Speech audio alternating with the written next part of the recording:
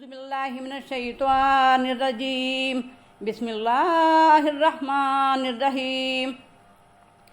يا أيها الذين آمنوا لا تقولوا راعنا وقولوا انظرنا واسمعوا وللكافرين عذاب أليم.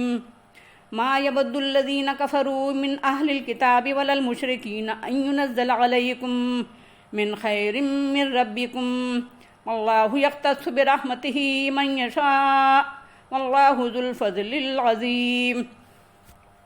ما ننسخ من آية أو ننسها نأت بخير منها أو مثلها ألم تعلم أن الله على كل شيء قدير.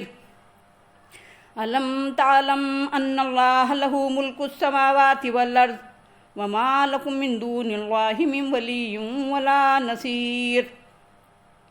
أم تريدون أن تسألوا رسولكم كما سئل موسى من قبل ومن يتبدل الكفر بالإيمان فقد ضل سواء السبيل.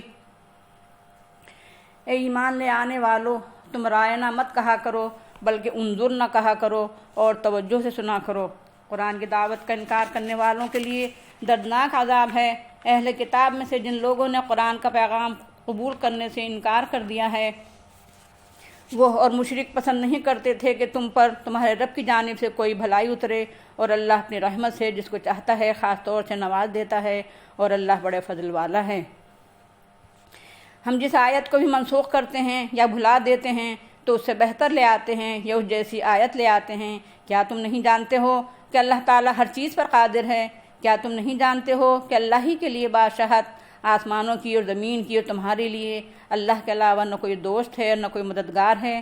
کیا تم اپنے رسول سے ایسے سوالات کرنا چاہتے ہو جیسے سوالات اس سے پہلے موسیٰ سے کیے گئے تھے؟ اور جو کوئی ایمان کے بجائے کفر اختیار کرے تو سیدھے راستے سے بھٹک گیا. یہ سورہ البقرہ کی 13ویں رکوع کی ابتدائی 5 آیات ہیں جن کی تلاوت کی گئی ہے اور ترجمہ پیش کیا گیا. ایمان کا تقاضا ہے کہ اللہ کے نبی کا ادب اور احترام دل کی گہرائیوں سے ملحوظ رکھا جائے، ورنہ ایمان کے خیر نہیں. ظاہری طور پر بھی ایسی کوئی حرکت نہیں کرنی چاہیے جو ادب اور احترام کے خلاف ہو. زبان سے بھی ایسے الفاظ نہیں نکالنا چاہیے جن سے غلط مفہوم نکل سکتا ہو. یہودی نبی صلی اللہ علیہ وسلم کی مجلس میں آتے تھے تو اور وہاں بھی شرارت سے باز نہیں رہتے تھے. باتیں کرتے رہتے، خسر پھسر میں مشغول رہتے تھے، بات توجہ سے نہیں سنتے تھے اور پھر کہتے تھے رائنا، ہماری رعایت کیجیے. دوبارہ ارشاد فرمائیے، ہم سن نہیں پائے. یہ تو اس لفظ کا ظاہری مفہوم تھا مگر اس کے کئی غلط معنی بھی تھے. اے رعونت والے، اے چرواہے، اے احمق وغیرہ کا مفہوم بھی اس لفظ میں پایا جاتا تھا. اللہ تعالیٰ نے اس موقع پر یہودیوں کو خطاب کے قابل نہیں سمجھا. اہل ایمان سے فرمایا کہ تم ظاہری طور پر بھی ادب و احترام پوری طرح ملحوظ رکھو. اول تو بات توجہ سے سنو. اگر بات دہرانے کی ضرورت ہو تو رائنا مت کہو بلکہ انظر نہ کہو، جس کے معنی یہ ہیں کہ ہم پر نظر کرم فرما کر دوبارہ ارشاد فرما دیجئے. اس میں کوئی غلط مفہوم نہیں پایا جاتا. کافر اور منکر حق خواہ اہل کتاب میں سے ہوں یا اہل شرک میں سے کبھی یہ پسند نہیں کرتے کہ اہل ایمان اور اہل حق پر اللہ کا کوئی کرم ہو، انہیں دنیا اور دین کی کوئی بھلائی اور خوبی حاصل ہو. اس حقیقت کو ملحوظ نہ رکھنے کی وجہ سے مسلمانوں کو تاریخ میں بارہا زخم اٹھانی پڑی ہے. حضرت امیر معاویہ کو قیصر روم نے لکھا کہ حضرت علی رضی اللہ تعالی عنہ کے مقابلے میں آپ کی مدد کے لیے تیار ہوں، مگر امیر معاویہ رضی اللہ تعالیٰ عنہ صاحب رسول صلی اللہ علیہ وسلم تھے، اس لیے اس کافر کے جھانسے میں نہیں آئے اور اس کو سخت الفاظ میں جواب دیا کہ امیر المومنین علی رضی اللہ تعالیٰ عنہ جب تیرے اوپر فوج کشی کریں گے تو میں ان کے فوج کے سپہ سالار بن کر آؤں گا. مگر جب مسلمان قرآن سے دور ہو گئے تو کافروں کے جھانسے میں آنے لگے. تیمور کو اس دور کے قیصر نے لکھا کہ آپ کے فلاں سردار جو آپ سے باغی ہو کر فرار اختیار کر چکے ہیں وہ سلطان بایزید جلدرم کے یہاں موجود ہیں، آپ اسے طلب کیجئے، میں آپ کا ساتھ دوں گا. جاہل تیمور لنگ اس کافر کے جھانسے میں آ گیا، ہندوستان سے کابل پہنچا اور تازہ دم فوج لے کر سلطان بایزید جلدرم کی سرحد پر پہنچ گیا. برے انداز میں اس نے سردار طلب کیے اور جنگ چھیڑ دی.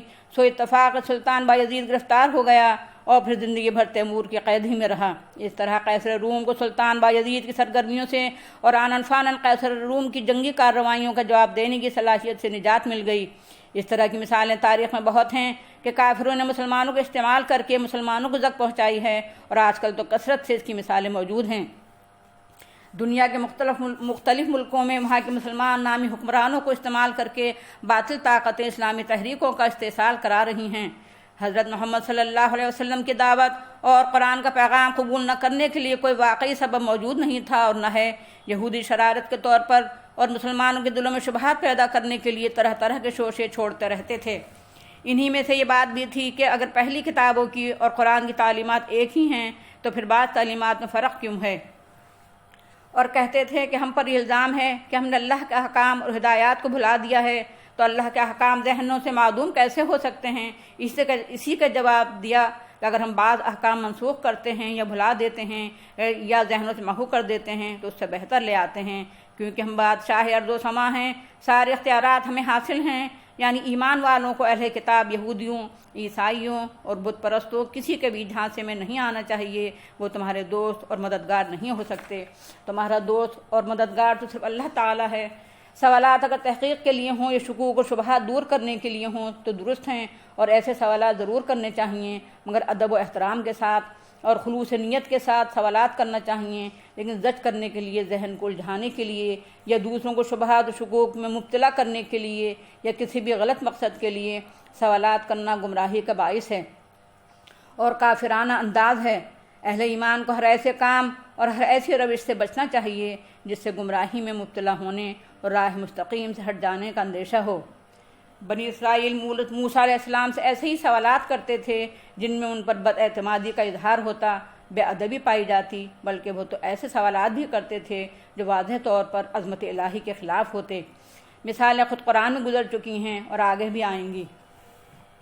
وَدَّ كَثِيرٌ مِّنْ أَهْلِ الْكِتَابِ لَوْ يَرُدُّونَكُم مِّن بَعْدِ إِيمَانِكُمْ كُفَّارًا حَسَدًا مِّنْ عِندِ أَنفُسِهِم مِّن بَعْدِ مَا تَبَيَّنَ لَهُمُ الْحَقُّ فَاعْفُوا وَاصْفَحُوا حَتَّى يَأْتِيَ اللَّهُ بِأَمْرِهِ إِنَّ اللَّهَ عَلَىٰ كُلِّ شَيْءٍ قَدِيرٌ وَأَقِيمُوا الصَّلَاةَ وَآتُوا الزَّكَاةَ وَمَا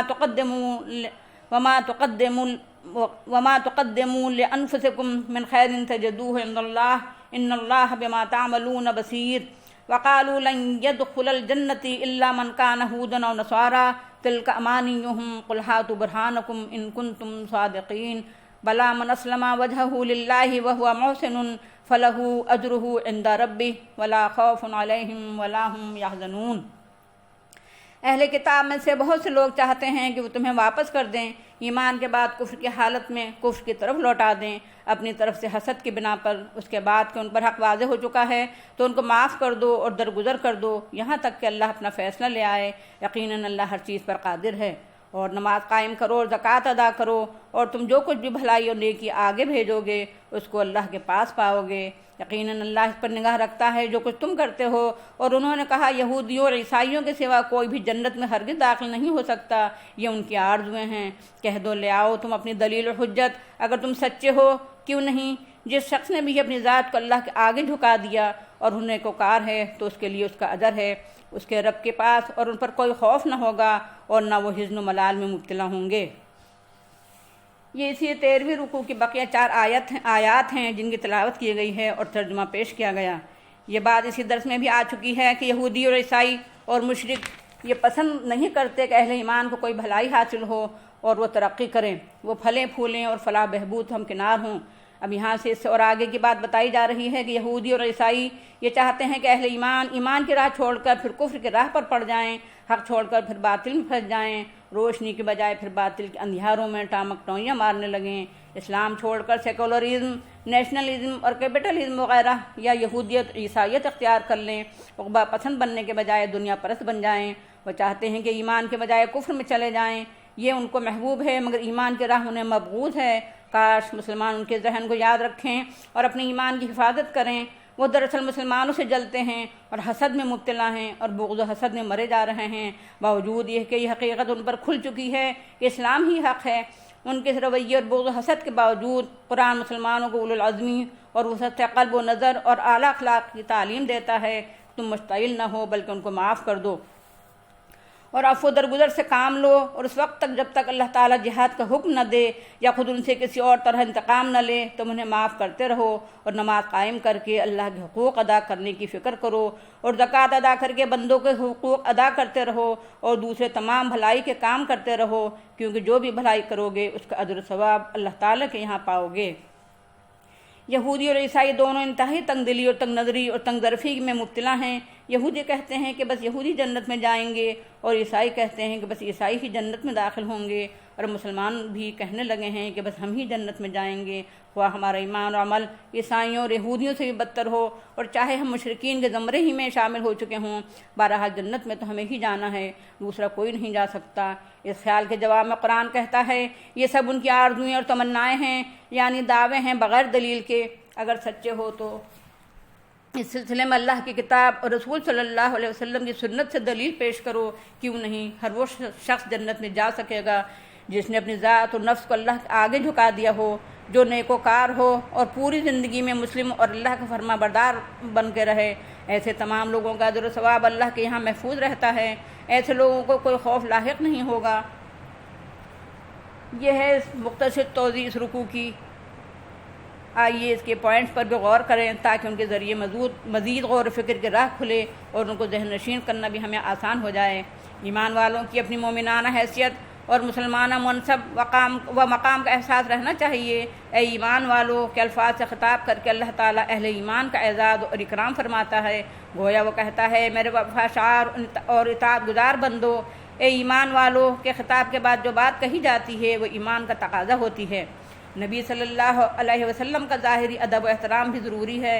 ایسے الفاظ بھی آپ صلی اللہ علیہ وسلم کی شان میں استعمال نہیں کرنا چاہیے جن کا غلط مفہوم نکل سکتا ہو۔ نبی صلی اللہ علیہ وسلم کے راستے پر چلنے چلانے والے ہر بزرگ اور بڑے کا ادب و احترام ملحوظ رکھنا چاہیے، خواہ استاد ہو، شیخ و مرشد ہو، والدین ہوں یا علماء اور مشائخ ہوں یا دوسرے لوگ۔